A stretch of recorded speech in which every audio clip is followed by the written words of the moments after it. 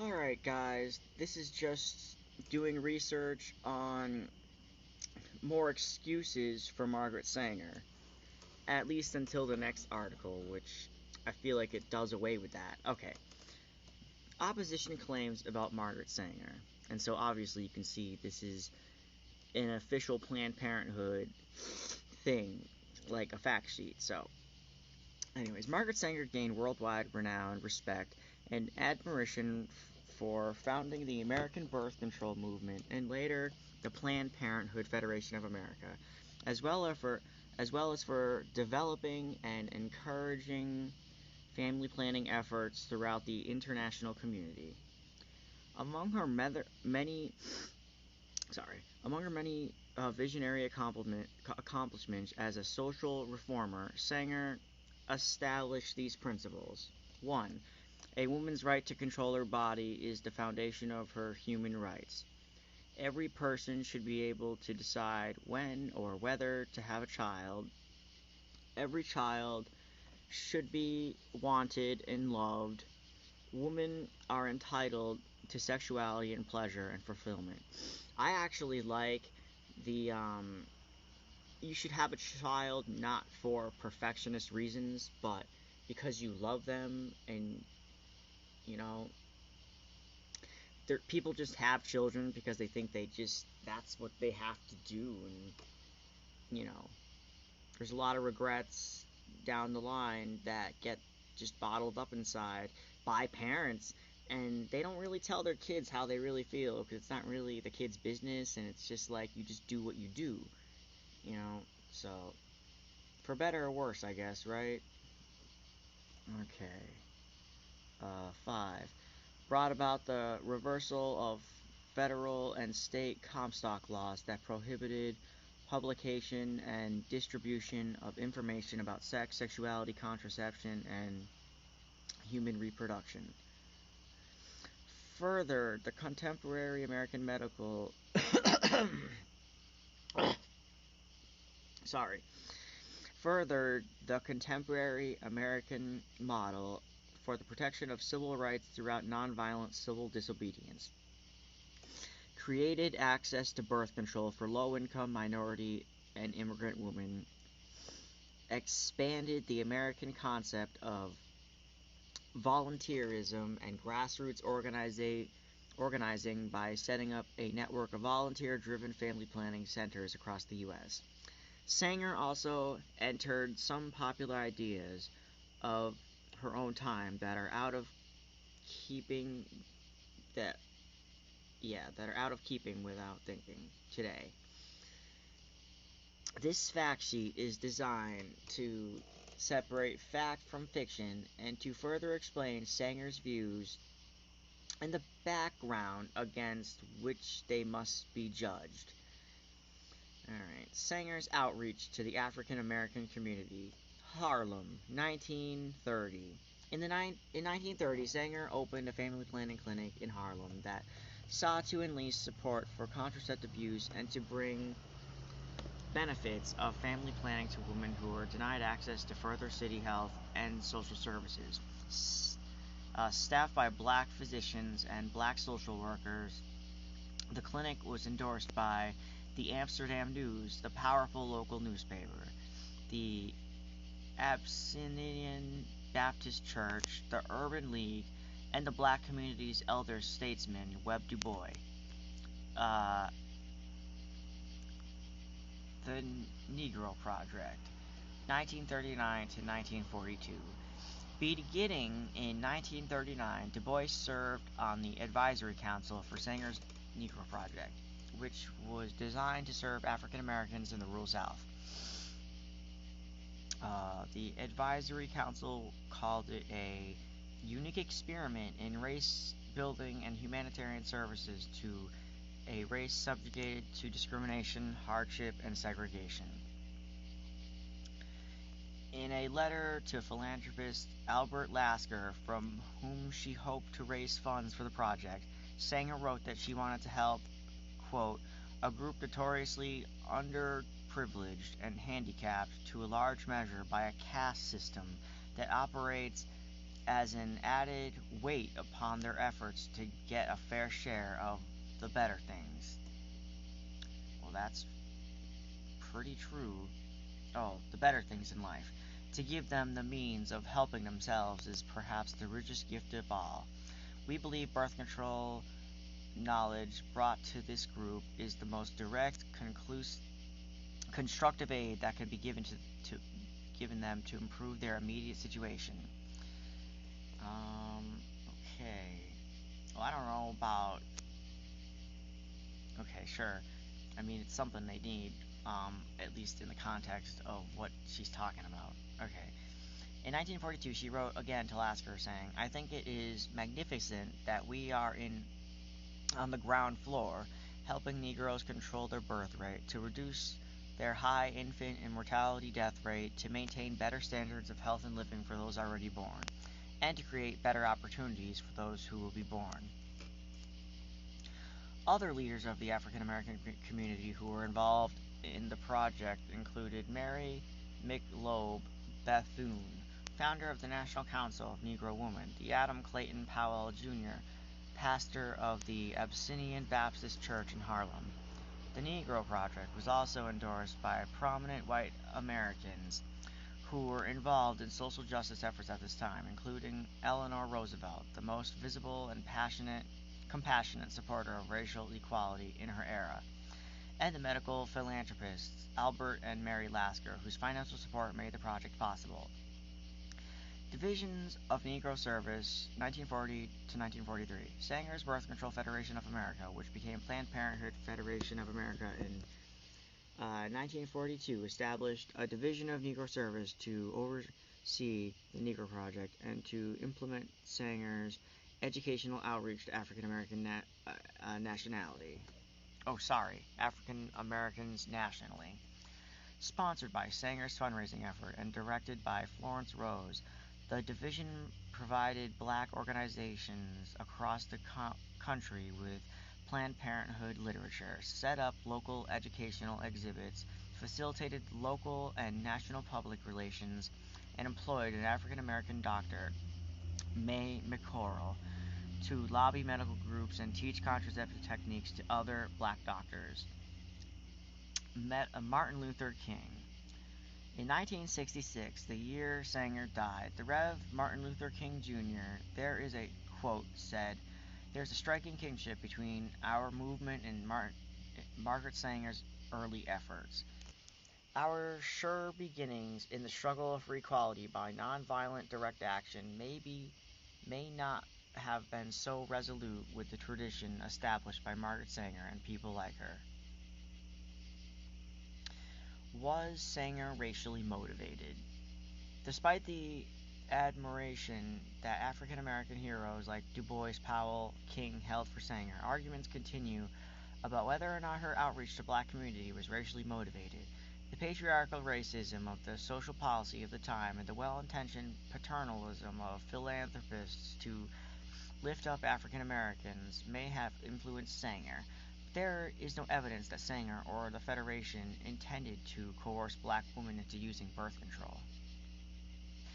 Quote, "The fundamental belief underscored at every meeting mentioned in much of the behind-the-scenes correspondence, and evident in all the printed material put out by the Division of the Negro Service, was that uncontrolled fertility presented the greatest burden to the poor, and Southern blacks were among the poorest Americans. In fact, the Negro Project did not differ very much from the earlier birth control campaigns in the rural South. It would have been more racist in Sanger's mind to ignore the African Americans in the South than to fail at trying to raise the health and economic standards of their communities." Not necessarily, but I do know where this dude's coming from. So, yeah. It would just be contentious to argue that, because it is true that they are the most underclass and needy, and so they need this help. So, and like rape and incest happens, so you need to deal with that. But that also seems like an excuse and reason to just clear them up, whether or not they were a burden in numbers that they saw. But yeah, this is true. That quote is true. Alright. Sanger and eugenics. Eugenics is a theory of improving heredity qualities by socially controlling human reproduction. Eugenicists, including the Nazis, were opposed to the use of contraception or abortion by healthy and fit women. That's only true in the context of wartime, I believe. Hitler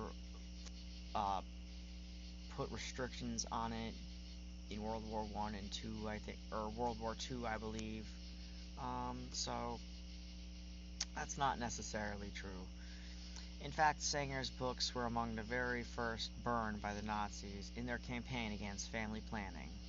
I've also heard that the first was like sexuality research from the Magnus Institute, but I can see how. So it's a little weird. I can see how everything was just burned. So that could have been one of those topics, I guess. Sexuality and birth control. I do think this is just indiscriminate book burning because they just conspiracized it all to be Jewish, like, propaganda. So there is really no clear, concise motive here other than stochastic terror or something. Okay. Nazis in their campaign against family planning. Sanger on exhibit. Sanger helped several Jewish women and men and others escape the Nazi regime in Germany. Margaret Sanger and the Refugee Department, 1993. Well, that's at least nice. Alright. Sanger, however, clearly identified with the broader issues of health and fitness that concerned the earlier 20th century eugenics movement, which was enormously popular and well-respected during the 1920s and 30s, decades in which treatments for many hereditary and disabling conditions were unknown. But Sanger always believed that reproductive decisions should be made on an individual and not a social or cultural basis, and she consistently and firmly repudiated any racial application of eugenics principles. Maybe openly, I guess. She was pretty diplomatic with the KKK, I think. I would have to do more research. I'm pretty positive I saw a video of that. Alright.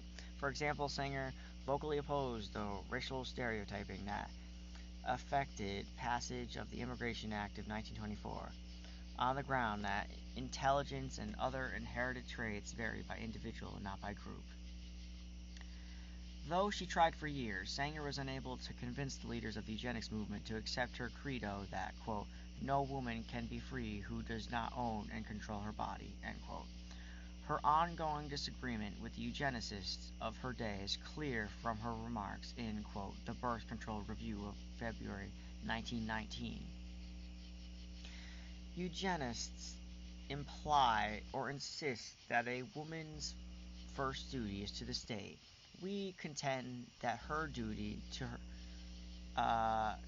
herself is her first duty to the state. We maintain that woman possessing an adequate knowledge of her reproductive functions is the best judge of the time and conditions under which her child should be brought into the world. We further maintain that it is her right, regardless of other considerations, to determine whether she shall bear children or not, and how many children she bear if she chooses to become a mother.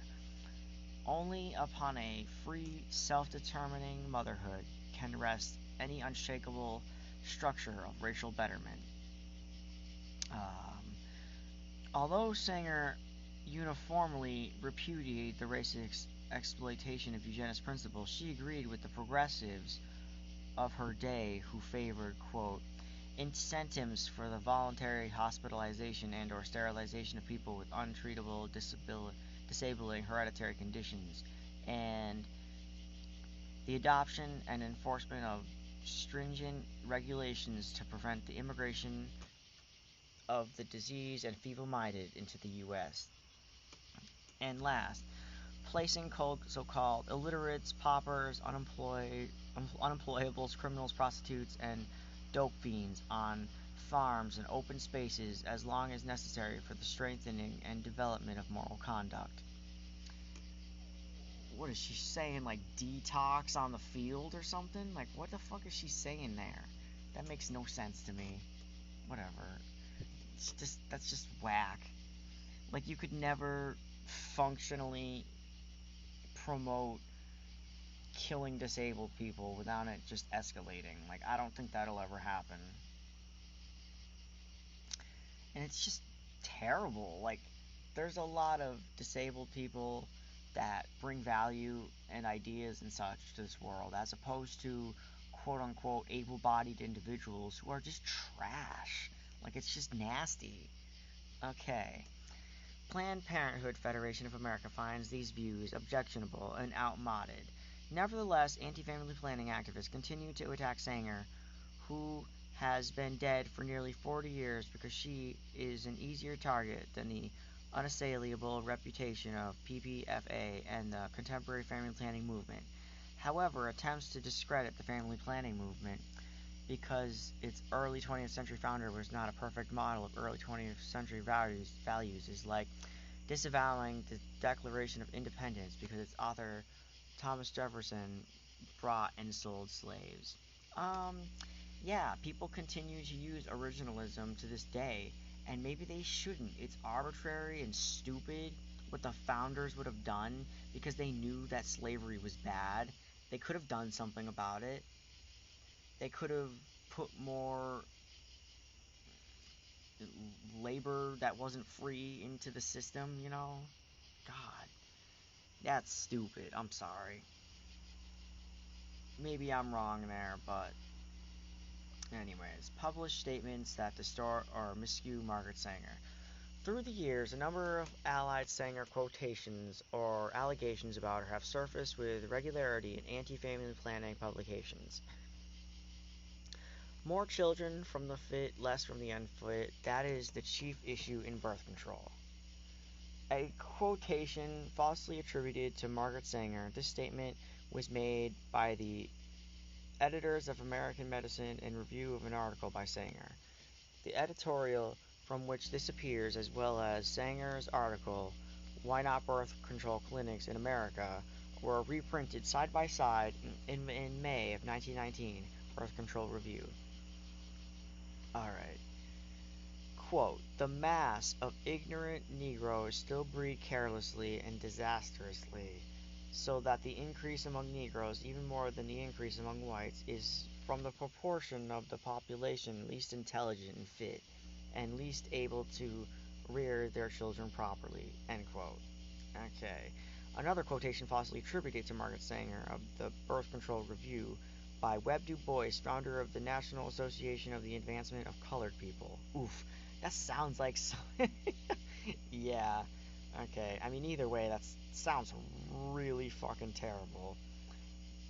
Jeez, I can hear somebody saying that today. Like, okay, taken out of context of his discussion about the effects of birth control on the balance between quality of life considerations and race survival issues for African Americans. Du Bois' language seems insensitive by today's standards. Yeah, obviously. Like, Jesus. How would anyone even quantify that in better terms? Jeez. Okay. Quote, black soldiers and Jews are a menace to the race. This fabricated quotation falsely attributed to Sanger was concocted in the late 1980s. The alleged source is the April 1933 Birth Control Review. Sanger ceased editing the review in 1929. That issue contains no article by letter or by Sanger. What?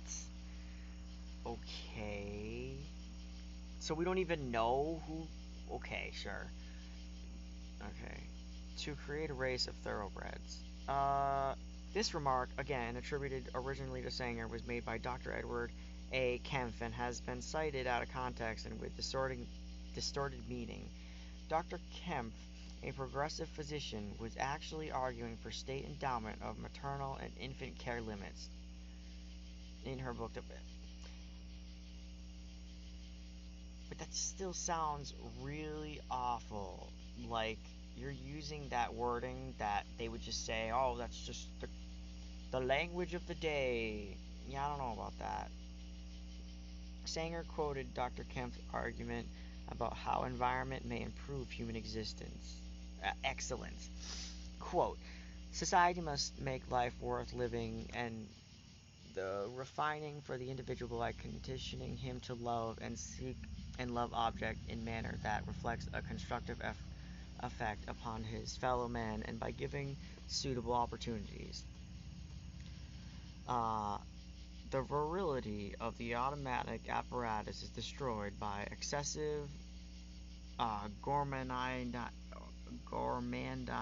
or hunger, by excessive wealth or poverty, by excessive work or idleness, by sexual abuse, or by intolerant prudishness. The noblest and most difficult art of all is the raising of human thoroughbreds. Okay. It was in the spirit that Sanger used the phrase birth control to create the race of thoroughbreds as a banner on the November 1921 issue of the Birth Control Review. Differing slogans on the theme of voluntary family planning sometimes appeared under the title of the review, e.g., dedicated to the cause of voluntary motherhood. Which voluntary motherhood, by some suffragists, was just like boundaries and saying no. It had nothing to do with contraceptive necessarily. Okay. Quote, the most merciful thing that the large family does to one of its infant mothers is to kill it. Okay. This statement is taken out of context from Sanger's Woman and the New Race. Sanger was making an ironic comment, not a prescriptive one, about the horrifying rate of infant mortality among the large families of early 20th century urban America. The statement, as grim as the conditions that prompted Sanger to make it, accompanied this chart illustrating the infant death rate in 1922.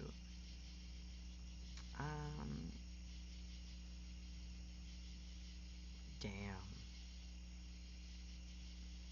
Your chances of having any amount of children just goes up with their death rate. Nice. Jesus. That's... Damn. Alright. I see your point. Quote, we do not want a word to get out that we want to exterminate the Negro population, end quote. I've read this too. I was going to read it, but I'm glad I found this fact sheet, I guess.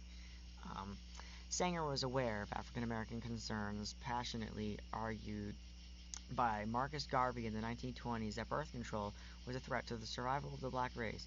This statement, which acknowledges those fears, is taken from the letter to Clarence J. Gamble, M.D., a champion of birth control movement. In that letter, Sanger describes her strategy to allay such apprehensions. A larger proportion of the letter makes Sanger's meaning clear. Also, Marcus Garvey is like a member of the Black Israelites, right? I'm pretty sure. So that's a pretty sketchy person to hear that from. And again, hearing black genocide from a man as opposed to women who, whether or not they should choose to abort it or not, they should be the judges of that in terms of their own anecdotal experience on how they're treated in the reproductive medical system. Okay, I'm ranting here. Okay. Quote, it seems to me, from my experience in North Carolina, Georgia, Tennessee, and Texas, that while the colored Negroes have great respect for white doctors, they can get closer to their own members and more or less lay their cards on the table. They do not do this with the white people, and if they can train the Negro doctors at their clinic, he can go among them with enthusiasm, with knowledge, which I believe will have far-reaching results.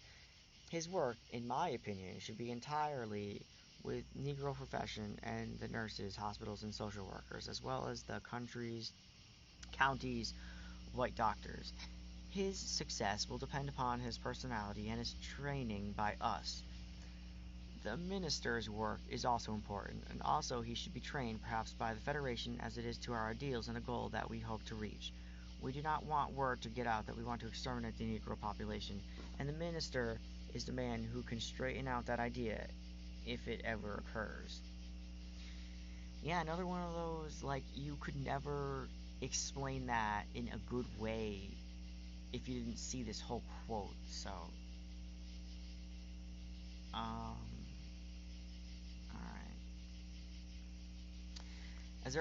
Quote, as early as 1914, Margaret Sanger was promoting abortion, not for a white middle-class woman, but against inferior races. Black people, poor women, Slavs, Latinos, Hebrews were human weeds. End quote. This allegation about Margaret Sanger appears in an anonymous flyer, quote, facts about Margaret Sanger, that is circulated by anti-family planning activists. Margaret Sanger, who passionately believed in a woman's right to control her body, never promoted abortion because it was illegal and dangerous throughout her lifetime. Yeah, I don't think you would either. That just optically doesn't look good.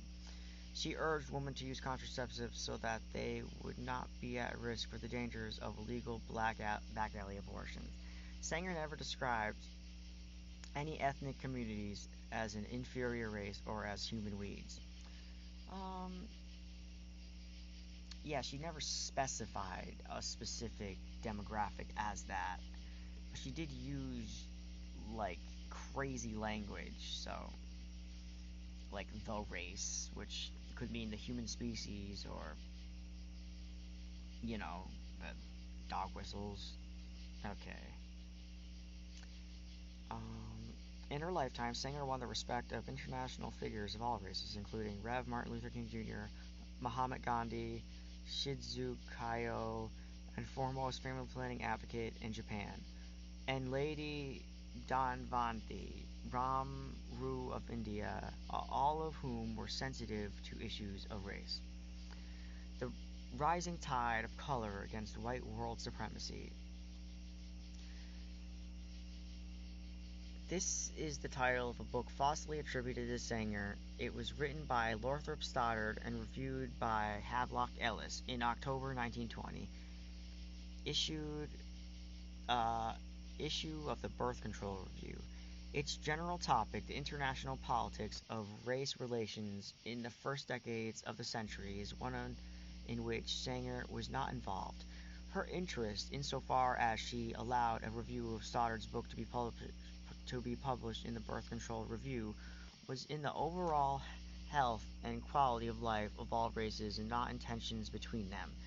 Ellis's review was critical of Stoddard's book and of distinctions based on race or ethnicity alone. Okay. Well, that's positive. Comparably. Alright.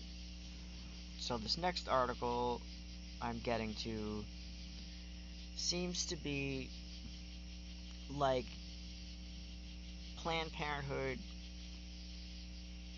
I don't know.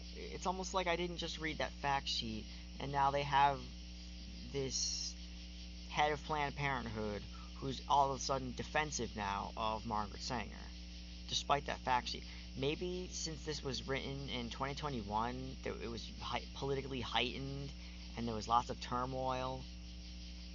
That's the only thing I can see, is that, you know, there's a lot more sensitivity these days. Okay, I'm head of Planned Parenthood. We're done making excuses for our founder. We must reckon with Margaret Sanger's association with white supremacist groups and eugenics. Miss McGill Johnson is the president of Chiefs. Yeah, okay. We need to talk about Margaret Sanger. For the 11 years that I've been involved with Planned Parenthood, founded by Sanger, her legacy on race has been debated. Sanger, a nurse, opened the nation's first birth control clinic in Brownsville, Brooklyn, in 1916, and dedicated her life to promoting birth control to improve women's lives. But was she or was she not a racist? It's a question that we've tried to avoid, but we no longer can. We must reckon with it. Up until now, what the hell is going on here?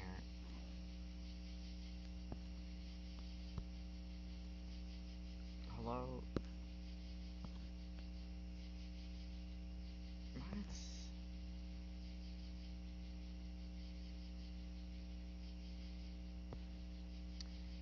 No?